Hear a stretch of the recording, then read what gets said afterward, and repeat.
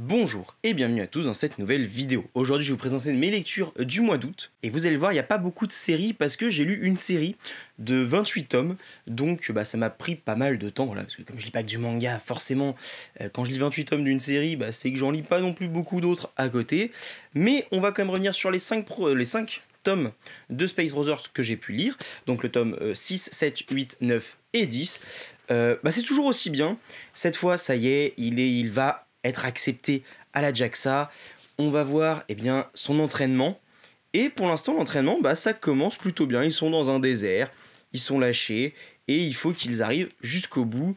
Ils vont avoir des performances collectives, ils vont être notés collectivement, et on va comprendre finalement que arriver dans la JAXA, c'est qu'un point d'étape, et que en fait, c'est tout le reste qui va être important pour savoir s'il va pouvoir ou non aller dans l'espace. Parce que oui, on n'envoie pas tout le monde dans l'espace, donc c'est un peu une course à qui est le meilleur. On a un côté très shonen, du coup dans Space Brothers, parce qu'il y a une compétition, mais lui il choisit de ne pas rentrer totalement en compétition, et plutôt de faire en sorte que tout le monde se tire vers le haut. C'est très bien, voilà, j'aime toujours autant. On a eu toute une mission sur la Lune avec Ibito, avec des petits problèmes et tout, on a craint pour sa vie.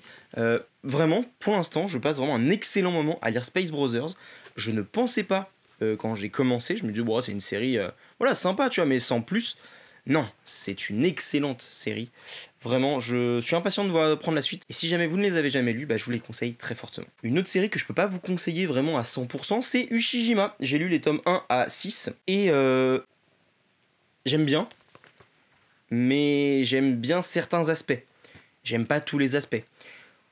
Pourquoi ? Parce qu'on va suivre la vie d'un Yamikin, donc un usurier, voilà, si vous préférez. Quelqu'un qui va prêter de l'argent et qui va le récupérer avec un taux très très fort. Et si tu lui rends pas, il va venir faire en sorte de te casser les jambes, il va te mettre la pression, il va dénoncer des choses à tes employeurs, il va faire circuler des photos de toi, etc.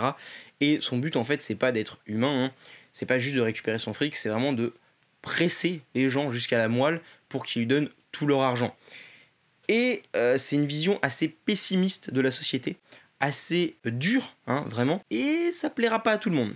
Moi, il y a certains passages que j'aime bien parce que tu vas voir comment la société japonaise peut fonctionner sur certains aspects, mais au final, on voit que ces aspects-là, ces aspects un petit peu pauvres, sordides, etc. Et c'est lourd comme lecture. Et du coup, je sais pas si je vais aller sur la suite. Parce que même c'est très bien, même s'il y a vraiment de la tension à certains moments, je trouve que toutes ces histoires un petit peu pathétiques qu'on va vivre, c'est lourd, mais ça m'apporte pas grand chose. J'ai pas d'empathie pour eux, j'ai pas de. Voilà. Moi, j'ai vraiment besoin d'être investi émotionnellement auprès des personnages. Et là, c'est pas du tout le cas. Il y en a même certains vraiment que je ne peux pas voir en peinture et je comprends pas certains comportements. Et du coup, c'est compliqué de s'attacher. Enfin, il y a un truc qui me laisse de côté avec Ushijima, mais je vois tout ce qui est intéressant.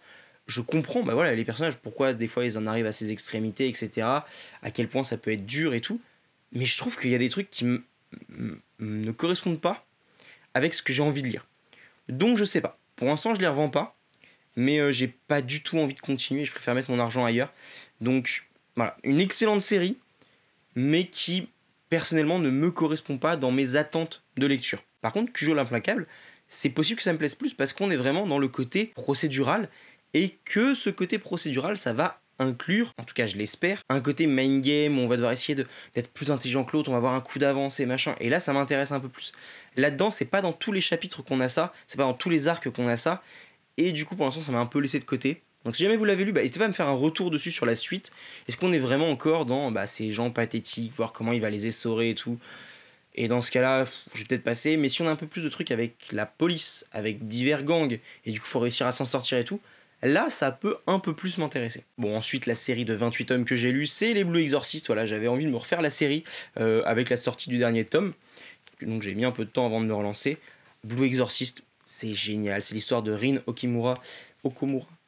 je sais plus, Rin et son frère jumeau Yukio, qui en fait sont dans un orphelinat dirigé par leur père, le père Fujimoto, qui va un jour être possédé par Satan. Et on va apprendre qu'en fait, Rin, c'est le fils de Satan. Mais que Rin. Du coup, ce qui pose question, Yukio, qui est son frère jumeau, il y a plein de questions qui sont laissées en suspens, sur lesquelles vous n'aurez pas les réponses tout de suite, et vous aurez la réponse bien plus tard. Là, voilà, tome 23-24, je crois que c'est ça. 23, 24, 25 peut-être. je sais plus, dans ces eaux-là, vous aurez toutes les réponses. Et on est dans l'arc final, ça y est. Et du coup, bah voilà, il fait partie d'une école d'exorcisme. On va s'apercevoir que Yukio, en fait, il fait déjà partie de l'école d'exorcisme et c'est son professeur. Il va rencontrer différentes personnes. On va voir tout ce qui est mythe, un petit peu japonais, yokai, etc., qui va être exploité. On va avoir les démons de la GN, tout ça.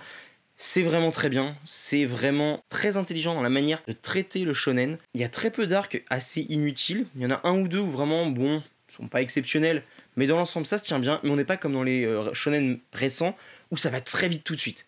Ça prend le temps de se mettre en place tout doucement, de nous présenter les personnages, et on a un premier gros affrontement. Puis après, on représente un peu les personnages, on prend un petit temps calme, et on repart sur un truc un peu plus gros.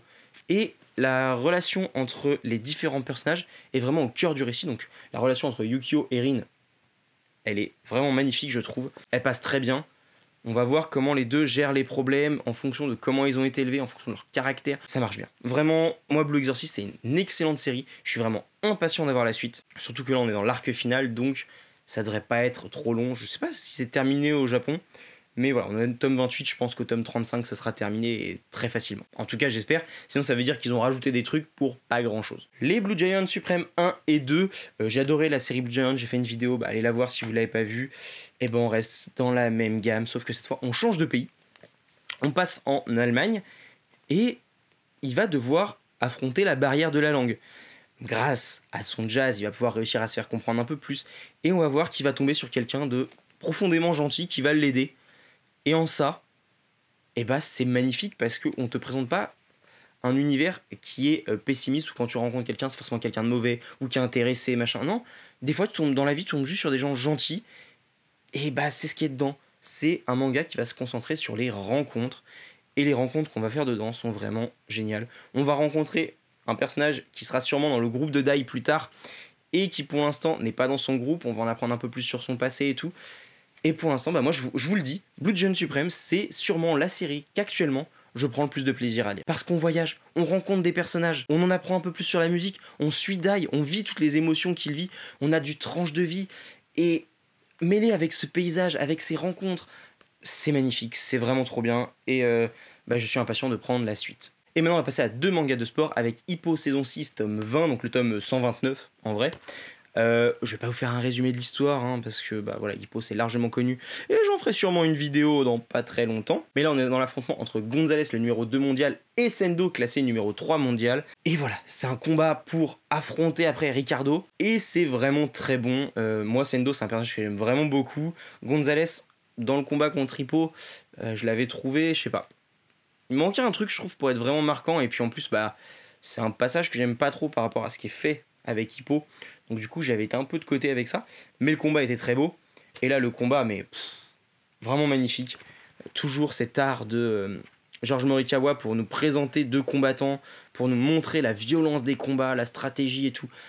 Si vous ne connaissez pas Hippo, on en reparle très bientôt, mais foncez, Hippo c'est une valeur sûre. Et ce tome là en particulier, on entre dans un combat qui est vraiment très intéressant à suivre, même si je préfère le combat qui va venir juste après je crois, entre Ricardo et un autre personnage qu'on avait déjà vu lorsque Hippo était champion du Japon et qu'il affrontait un petit peu différents personnages venant d'Asie, etc.